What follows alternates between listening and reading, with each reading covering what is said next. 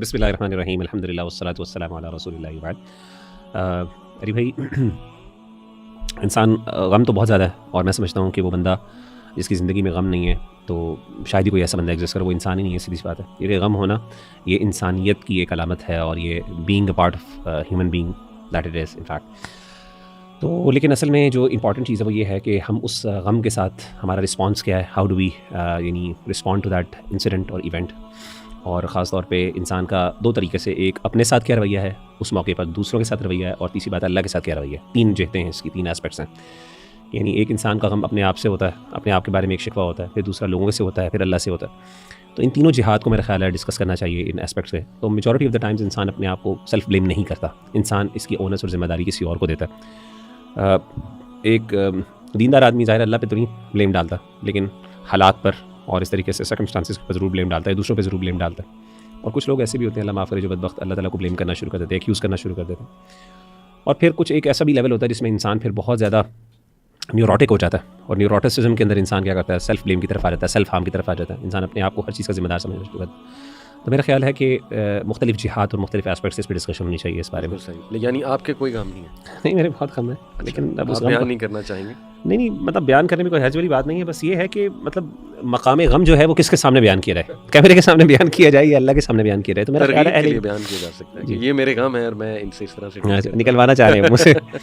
بہرحال دیکھیں، میں آن اے سیریس نوٹ میں آپ دونوں کو یہ بتانا چاہوں گا کہ بہت سے سوالات ہمیں آتے ہیں، اور آ جا کے وہ سوالات جو ہیں جب میں دیکھتا ہوں کہ ان کی روٹ کاز ایک میں تلاش کرنے کی کوشش کرتا ہوں، تو مجھے یہ فیل ہوتا ہے، میری فیلنگ ہے، correct me if I am wrong, کہ بہت سے مسائل جو ہے نا وہ یہ جو ماڈرن ورلڈ کی ایک فاسٹ پیس لائف ہے، اور بہت تیزی سے چیزیں چینج ہو رہی ہیں، ٹیکنالوجی بہت تیزی سے جو ہے وہ چینج ہو رہی ہے، پھر سوشل میڈیا کے جو اپنے مسائل سوشل میڈیا کے ساتھ جڑے ہوئے ہیں، اور اوور آل ماڈرنٹی کے جو پرابلمس ہیں،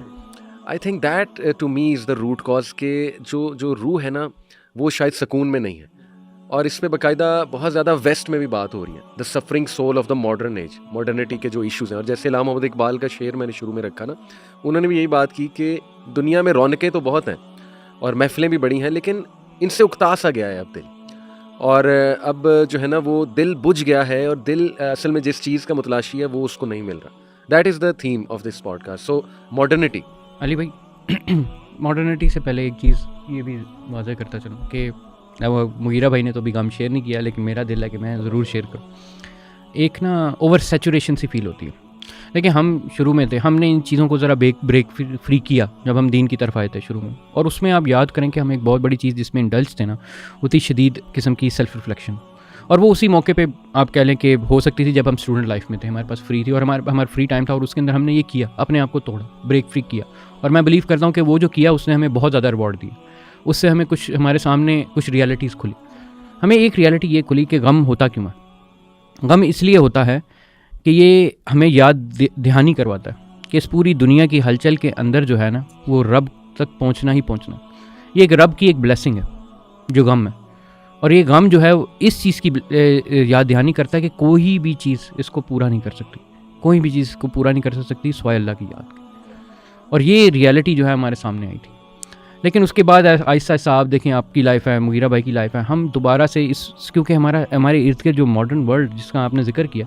وہ ایک سسٹمیٹک طریقے سے جو ہے نا ہمیں جکڑے ہوئے، یعنی اور ہم ایک سائیکل کا حصہ ہیں، یا ہم بنیں گے یا بنائیں گے، یعنی ہم یہاں سے اٹھ جائیں گے، کچھ فیلنگس یا اس کی ایموشنل باتیں کریں گے، آج آ کے ہم نے کہا اس ٹائم تک یہاں پہنچنا ہے، اس ٹائم تک یہ کرنا ہے، اس ٹائم تک وہ کرنا ہے، اور ہم ڈیڈ لائنس، یہ اور چیز، اور اس چیز نے جو ہماری انسانیت ہے نا وہ ہمیں ایک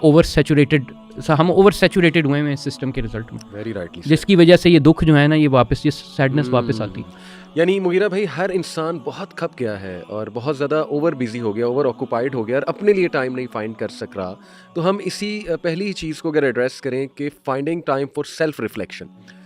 when was the last time, واقعی اگر میں اپنے آپ سے سوال پوچھوں کہ یار میں جینونلی بیٹھا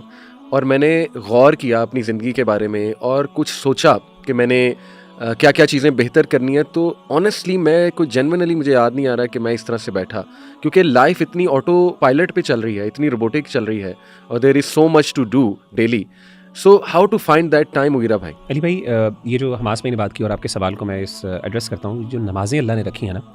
یہ مجھے کئی دفعہ فیل ہوتا ہے کہ یہ اللہ تعالیٰ نے اسی لیے ہمارے لیے رکھی ہیں کہ اس موقع یعنی جب انسان اس یعنی لہروں میں سمندر کی لہریں ایک قسم کی بہہ رہی ہیں, انسان اس کے اندر جا رہا ہے اور ایک طوفانی لہریں ہیں, اس موقع پر انسان اپنے آپ کو کھینچ کے باہر نکالتا ہے اللہ کے حکم سے کہ انسان مسجد میں جاتا ہے, اپنے آپ کو آئسولیٹ کرتا ہے اللہ کے سامنے